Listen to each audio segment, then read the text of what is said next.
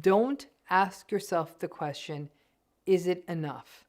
Is a cut lawn and a plowed driveway and a fixed washing machine and a lobster dinner, are these things enough to offset the emotional abuse that goes along with them? Folks, that's the wrong question. So, have you had the experience in a narcissistic relationship in which the narcissistic person gets it right for a day or 2 days or even a weekend or a week? I know you have, right? It's the nature of these relationships. The relationship feels normal, feels, in fact, good. And you say to yourself, okay, I don't even know why I'm watching this channel, reading these books. I can do this. This shows me that they can change. And then it goes back to what it always was. And it stays in that bad place for a while, and it hurts you and breaks your heart. And you say, oh, hell no, I am not doing this. And you even start thinking about ending it or pulling way back and then sliding once again back into the idea that it won't change. And then it feels normalish again. You know this cycle if you've been in one of these relationships. And the most difficult thing to give up on in these relationships is meaningful and sustainable change, is the idea that that can happen. And people often hold on to the moments, these little discrete moments that happen as evidence of change, instead of seeing them as part of the ongoing cycle of a narcissistic relationship, not as change, but actually what this relationship is about. Change really means that things shift and stay shifted when we're talking about it in these relationships. Now, obviously things can change for the better or things can change for the worse, but they change and they stay changed, right? Now, in a narcissistic relationship, change can typically happen for the worse. Love bombing deteriorates to devaluation, then to discard, and then you kind of get stuck in an invalidating, conflictual, painful cycle that does not resemble how the relationship started, though there are still normalish moments. If, however, this is a family relationship, that pattern has always been there, and it has always been that way. Maybe there have been moments of shift, little moments, when the parent was going through a better time, and there were good days, and as a child, you hoarded those good days, and you held on to them to foster a better image of the parent. But that's not a change. That is the parent coincidentally being in a better place one day. And once that parent, or whoever's narcissistic, whoever that family member is, no longer is having that good day or good experience or what they want, then it's going to go back to the not very nice behavior. Those better moments with the parent probably felt like salvation, like a benediction. And when they go away, instead of saying like, ooh, the parent's not being nice, the child typically blames themselves. Then there is actually times when there's change for the better. This is quite rare in a narcissistic relationship. It is, however, what we all hope for, that maybe that the things you are doing, the mind reading, the being better, the not bringing difficult stuff up, the having no expectations will all make it better. Generally, this is not the case because you can't always control whether or not the narcissistic person has a good day or what is throwing them off. So it's not likely. And then there are the rare people who are the narcissistic unicorns. The narcissistic folks who actually do attempt to commit to long-term therapy with an outstanding therapist who understands how to do this work, and the narcissistic person really commits to it and remains mindful and apologizes when they get it wrong and becomes self-aware. Again, going with the odds, this is not likely to be your story. If it is, then you won the lottery and enjoy it, and you probably don't need to watch this channel anymore. But this is not likely to happen, and it is very difficult for a narcissistic person to do as a long game. So let's think of this as a diagram, right? Like a forecasted trend in profits or something. For us to see change, we would see a line go across a chart and keep increasing and increasing over time. Maybe a few times it dips, but overall, the line goes up over time, like this, right? Boom, boom, boom. If, however, you were just to see like kind of a steady line, little clusters of dots, but like a low line, but every so often there'll be like a couple of dots, but then it's low, a couple of dots, then it's low. when the profits were kind of where they always were, that wouldn't be change. That's just sort of no change. If anything, you may think, like, let's say, for example, you ran a holiday decoration store and then you only made your money from November to December and the rest of the year, not much. That's not a change. That's just how it is, right? And that little cluster of moments is what it is. And at least you could predict that. We can't even do that in a narcissistic relationship. But those little dots aren't change. They're little moments. I've worked with so many people who are trying to make decisions about how to proceed in these kinds of relationships. Do I stay? Do I go? And leaving is complicated. It's not an option for everyone with all the stuff like family and post-separation fears and money or whatever it is. These are people who are desperately trying to hold on to the possibility of change and will often glom onto a little cluster of these good moments as evidence of sustained long-term change. But so it's hard for them to hear that they're just a cluster of good moments. And that's not necessarily a bad thing. For some folks, a few of those good moments give them enough strength, fuel, call it what you will, to navigate the more difficult times and not have to do what feels impossible, which is to end the relationship. And that's all fine. That's all part of the realistic expectations and recognizing this is your choice and decision to make. But the important part is to not see it as that sustained change. That going back and forth between decent and harmful is not changed. The line is still flat. That's the natural landscape of these relationships. The hardest part is making expectations realistic about the change, because a few good days can be enough to leave you believing that it's change. You may believe that you are not forgiving them, but you will be struck by how forgiving you can be around their past behavior in light of them being nice enough for a few days. Because when you see it as change, and then it falls back into the unpleasant, invalidating stuff, then the grief keeps happening to you over and over again. And also, you can also have that sense of feeling foolish, of being played, and all the negative feelings that go with that. This is why the radical acceptance and clarity matter. If you don't feel you can leave or disengage fully, you stop waiting for the sustained change. You recognize that there's going to be a few decent moments, hopefully, and you welcome them as that sort of rare, warm day in winter. But you don't necessarily unpack the bathing suits. Moments are moments. Change is consistent growth and sustained growth over time. Dots are dots. Dots are not necessarily a line. Don't confuse the two, because it can make your healing more difficult, especially if you commit to staying.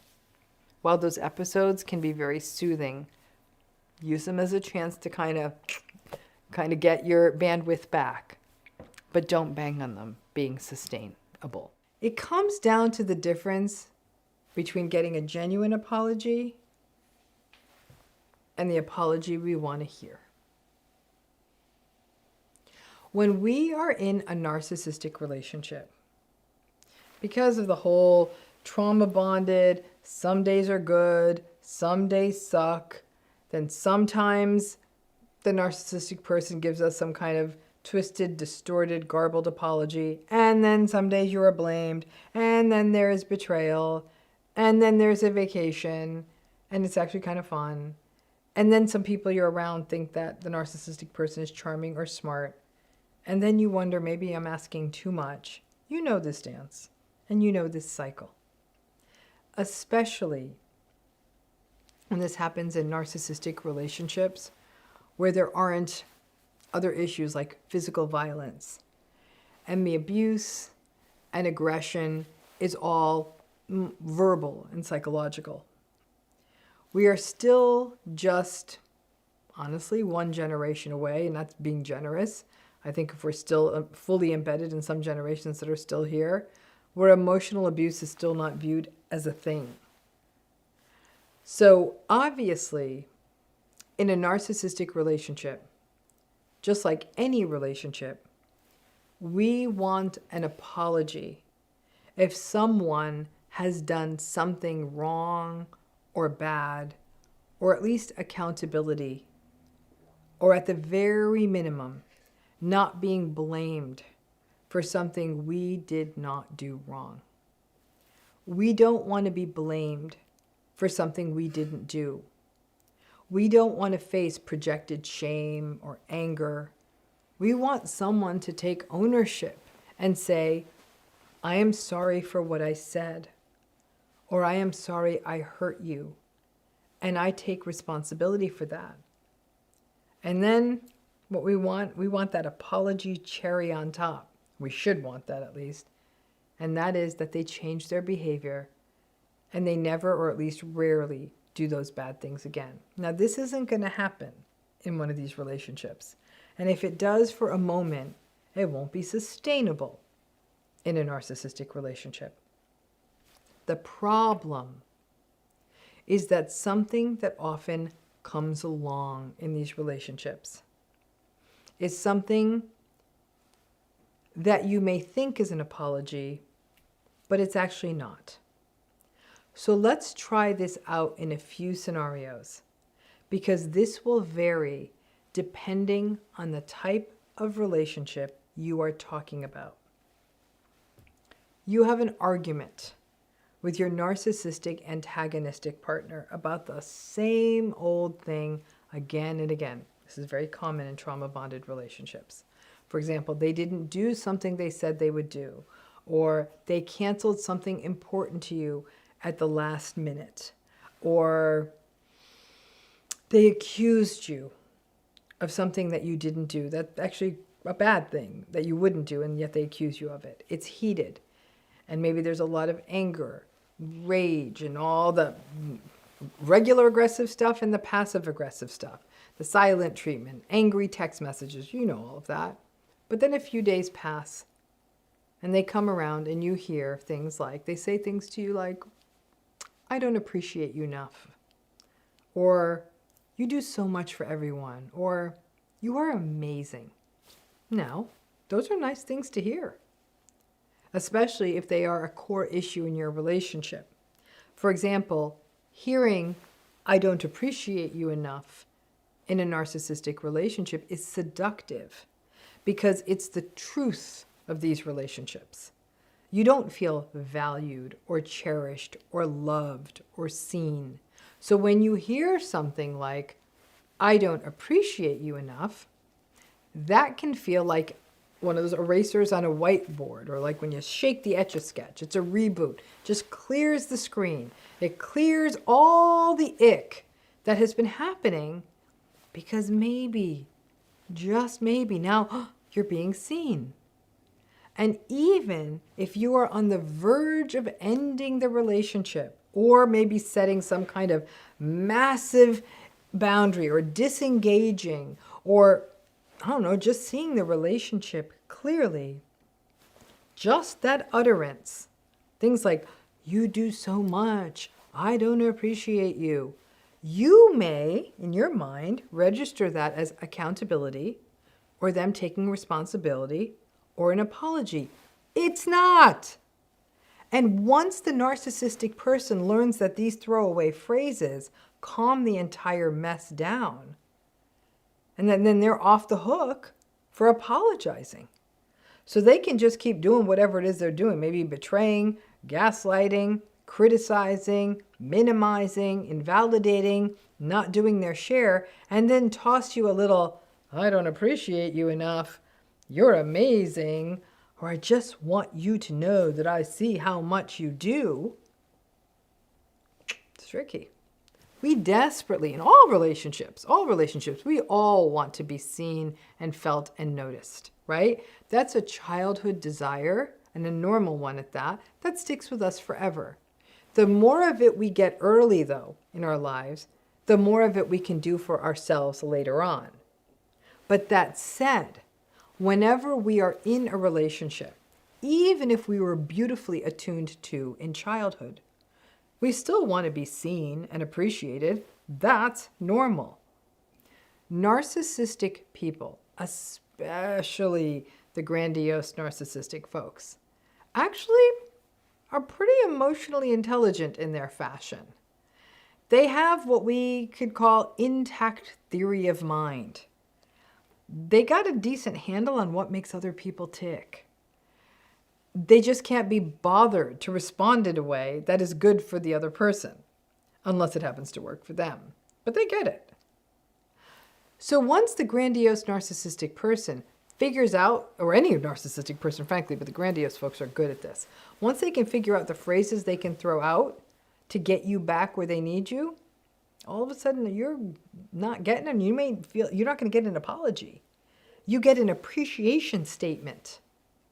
This is why narcissistic people are so good at sales and charismatic rah-rah leadership. Somehow they are able to convince groups of people to do things for them that are in the narcissistic person's interest and may or may not be in the interest of the people who are being asked or made to do the things.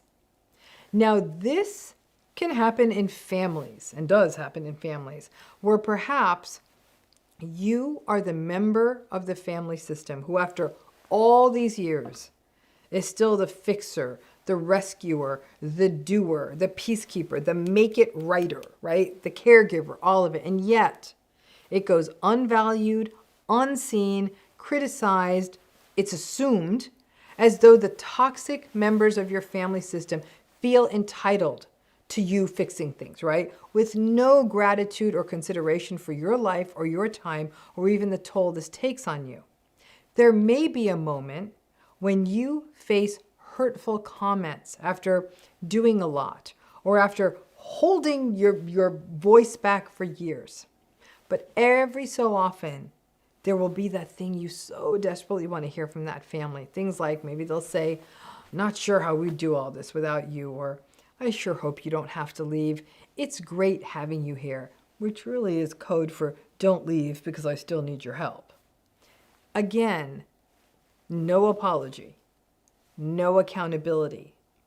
But the thing that we want to hear that pulls us in keeps the trauma bond in place. It keeps the betrayal blinds closed. At work, it can be the abusive or dismissive boss who takes advantage of you, who minimizes and devalues your time, who encroaches on boundaries, who doesn't pay you fairly, who yells at you, who bullies you. But every so often you'll hear a, "Wow, you're the best. Your work on that project last week was amazing." Okay, and again, no acknowledgement of how you were treated. This matters because these appreciation statements keep the trains running on time. Breadcrumbs, what they throw at us is the equivalent of a huckster in an airport or a mall enticing you to sign up for a 30% interest rate credit card by offering you a travel mug.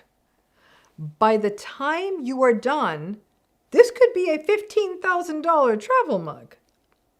And what also happens, and this is the bad part, is of course, we blame ourselves.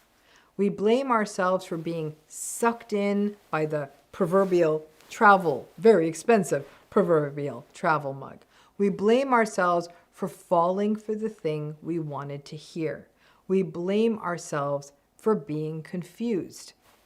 It's confusing because most narcissistic relationships are not all bad all the time.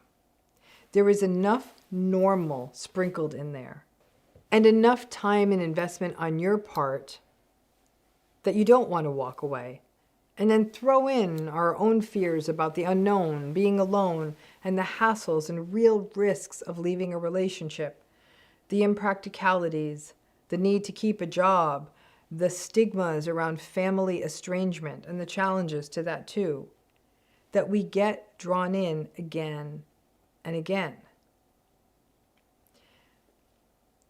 And we keep getting drawn in, and we keep thinking we got an apology or we got accountability.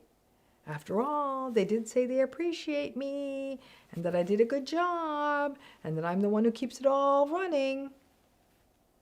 But what you actually got was a statement of fact. They don't appreciate you enough.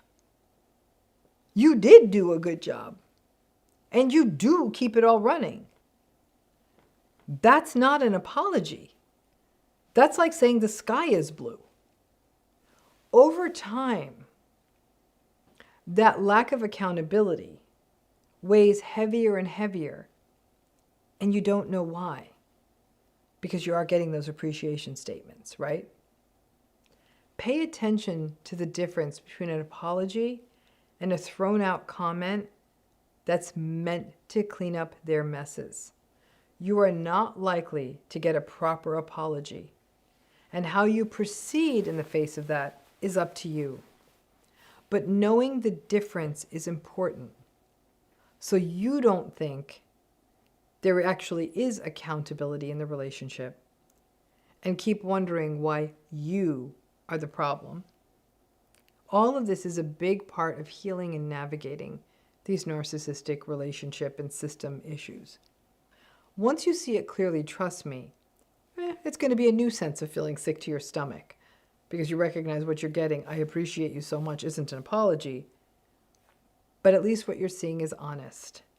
Listen, there's nothing more insulting than knocking yourself out at work, bringing in more money for the company, and getting a pizza party instead of a raise. Stop settling for the pizza party.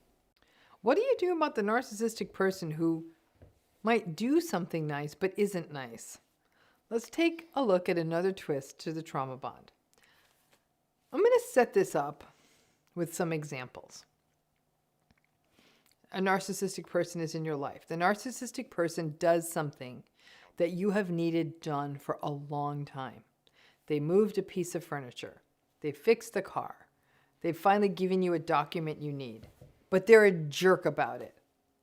The thing gets done, and you asked them to do it for a while, and they ignored you or got mad at you. And then, like I said, one day you look up, it gets done. Another example is the narcissistic person does what looks like the right thing on paper. For example, they will always pick up out-of-town guests from the airport. They're willing to go, won't make them take a taxi or anything. Or they will always make sure that they get the thank you card out exactly on time, or remember to send the birthday gifts or wedding gifts, or they'll even wake up at 3 a.m. to take you to the airport. Or the narcissistic person has routines, pretty rigidly set routines that mean that things do get done. They keep the cars maintained. They walk the dog like clockwork. They always get the financial documents like the taxes dealt with. Another example, the narcissistic person is able to conduct themselves sort of culturally right and with good manners with family members or business associates or clients. They do everything right. They learn all the nuances, and they do it in a way that makes everyone look good. Or it is a special occasion. I don't know, an anniversary, a birthday, holiday, other celebratory day, and they get it just right. The gift is wrapped just right, the reservation at the right place, the bottle of champagne, I don't know, in the hotel room, the gift you want.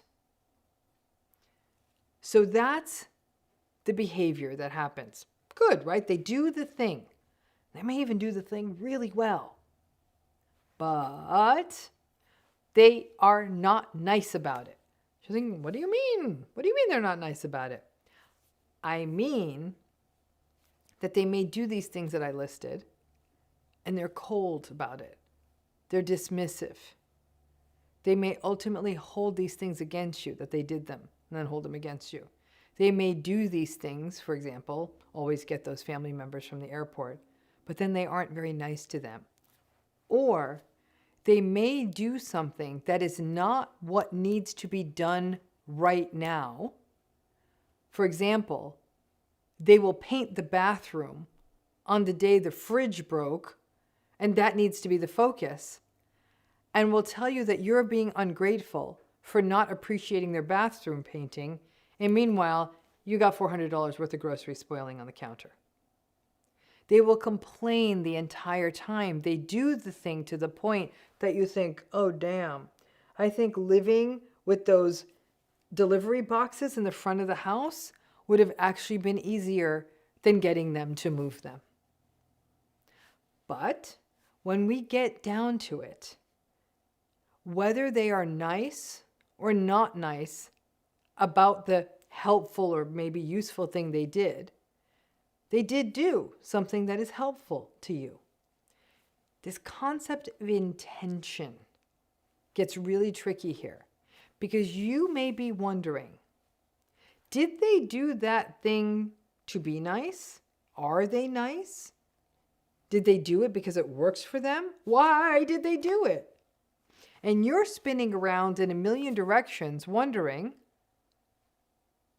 but ultimately, you're like, well, the thing they did was useful. It was nice. It might have even been special. And if you are not accustomed to getting help or support because of being in this relationship, them doing something, especially if it is something you cannot do alone, like moving a heavy piece of furniture or getting a particular document taken care of or signed, we may find ourselves becoming overly grateful, both voluntarily and involuntarily fawny, and even more trauma bonded. It really messes with our heads when they do these helpful, nice things, because one thing we talk about is that behavior is what matters above all else. For example, we often talk about how narcissistic people can have performative empathy. They can seem empathic in front of other people. So we focus on behavior as where the rubber meets the road. But when the behavior is useful, helpful, what we needed, maybe even special, then isn't that what matters? Okay, so they were mean about that airport pickup for my sister. Or maybe they were really snarling and rah about having to move the piece of furniture. Or they made some really nasty digs to you about how you are a gold digger or selfish when they gave you the gift that you had hoped for. They did the nice thing. So does it matter if they aren't nice? Some of you may even have thought, oh, can I really expect everything? That kind of thinking is what has messed with people's heads throughout these relationships. Many people will say, I really was getting my head around this narcissism thing. I was getting it. I could see how these patterns were showing up and the toll it was taking. But it didn't seem to fit my relationship, because even though they're always saying grumpy and sometimes downright mean things to me, and they gaslight me, and they do treat me with a lot of contempt, they do what needs to be done. They run the errands, they plow the driveway, they cut the grass, they make the dinner, they get the groceries, they balance the books. So folks in these situations will say, but Dr. Ramani, the behavior is sort of right, even though it isn't right. They do the thing and they're mean about it. So you don't know what to do with it. This gets even heavier when it involves betrayal.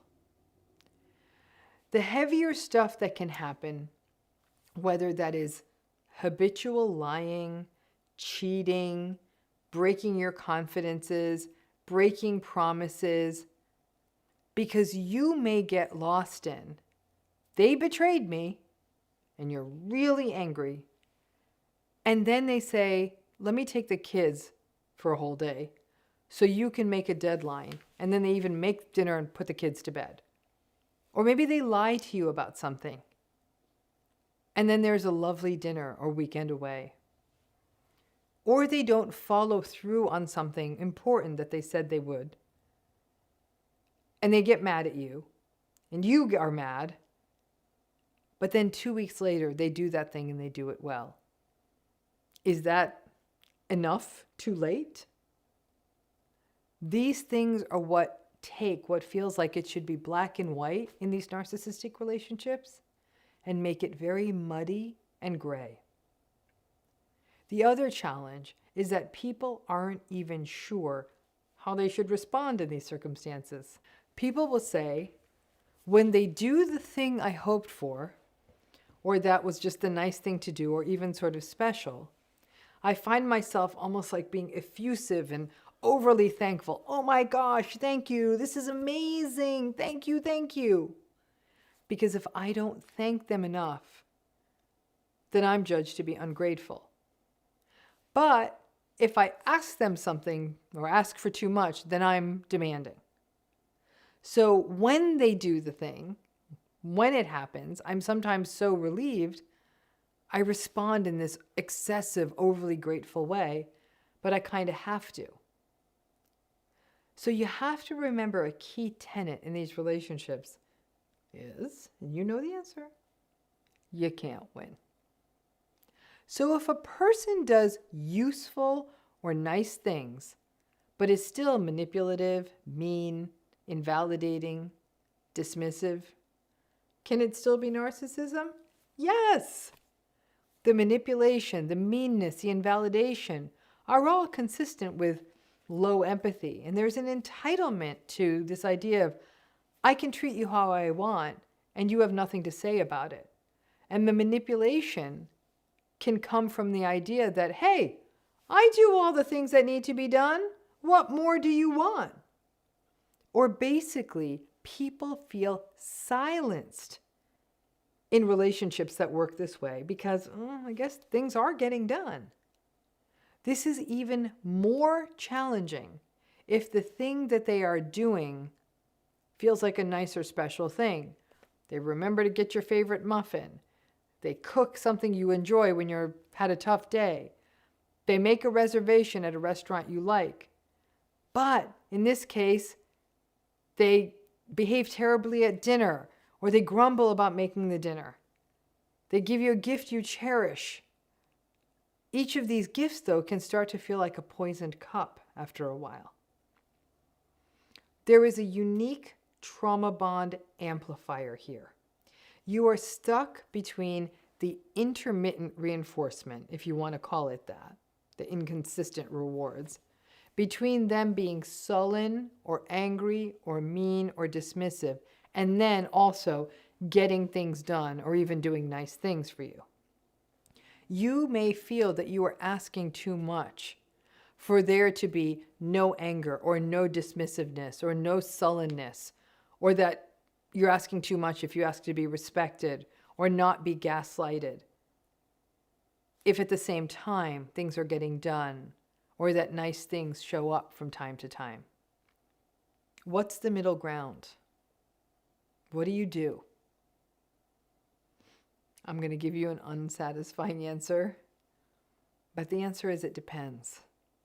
It depends on your tolerances, and that more than one thing can be true at the same time. Yes, they do things that need to get done, or ultimately do the thing that needed to be done, despite fighting you on it for weeks until you are exhausted. And yes, they do special things from time to time. And they are manipulative, cold, distant, passive-aggressive, active-aggressive, gaslighty, angry, contemptuous, or even betraying. And. Not but, and. Don't ask yourself the question, is it enough? Is a cut lawn and a plowed driveway and a fixed washing machine and a lobster dinner, are these things enough to offset the emotional abuse that goes along with them? Folks, that's the wrong question. Really, what you should be asking yourself is, can I clearly see what this is? Can I recognize that emotional abuse is not okay?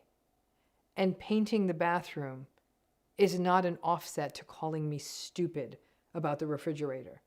And can I see that I am not in the wrong for recognizing that some, if not many of the things that they're doing in this relationship are not okay?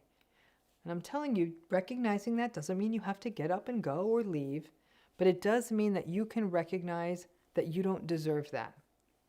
A new sofa doesn't buy someone 6 months of having contempt for you.